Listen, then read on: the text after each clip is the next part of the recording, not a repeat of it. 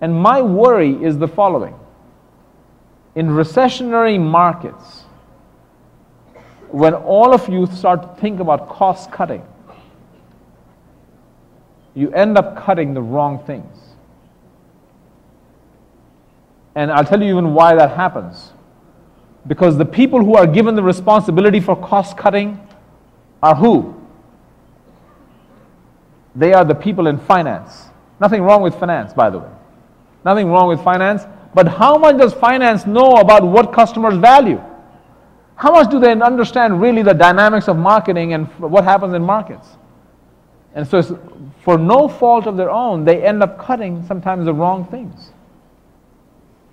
So whether you are adding, by adding more service or more features or uniqueness, or you're subtracting, you have to be asking the question around what is it that really drives value to the customer? And make sure you keep and invest in those parts. So I just wrote an article in the Financial Times about a month and a half ago, in which I looked at what companies are doing in recession. They're both subtracting and adding. So let me explain. They're subtracting in areas that are not so important to the customer, and they're even cutting back, subtracting more than they need to. But then they're using the extra resources they create from that by adding in those areas that drive value to the customer. So I want you to ask yourself that how many of you are doing both subtracting and adding? To use my earlier metaphor, how many of you are doing both offense and defense? Right? So you have to start thinking around these, and in the end of the day, it's not just about what your customers want, but how to drive push and pull. Let me pause. Yeah. So moving along, I'm going to try to bring this together in the last couple of minutes. I think you also have to ask, as you're doing this journey,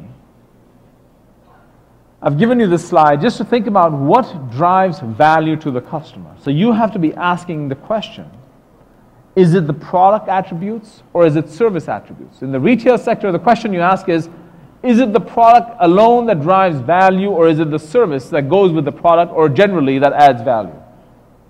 So if you're a retailer, the question you're asking is it the merchandise mix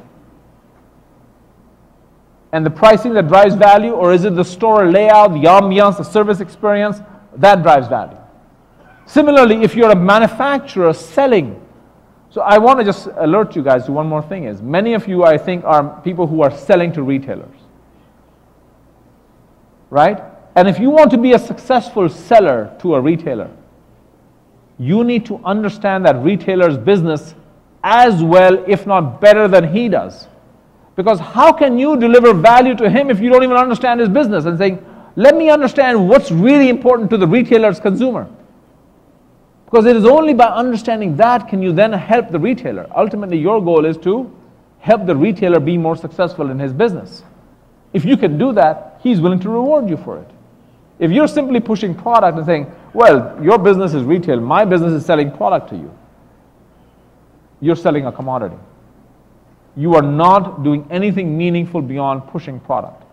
And I think it's very important to understand that if you're thinking in this way, your focus should be on understanding what drives value for my retailer and for his customers. And then how can I play and support that possibility?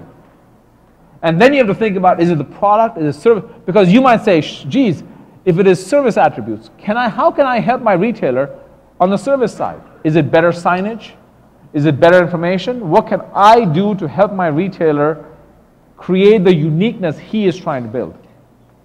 Okay, so I'm just going to skip ahead a few slides. Let me skip this slide and I'll come to the next one. Let's go to the next one.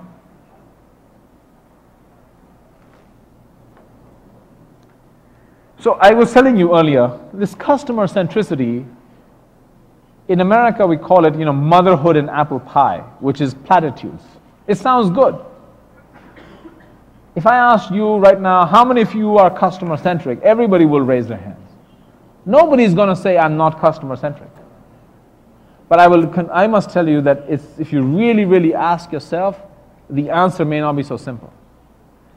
I find the biggest impediment to customer centricity in companies is the silos inside the company, the units, the boundaries, typically by geography, product, function. No business, you see, businesses, the way we are organized today, is basically due to the problem of the last 100 years.